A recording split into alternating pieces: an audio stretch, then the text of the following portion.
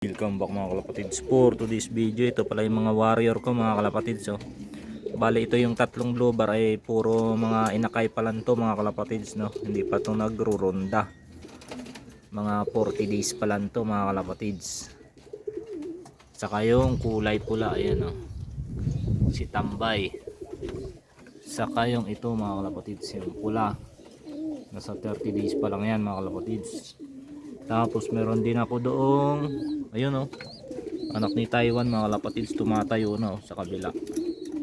Ito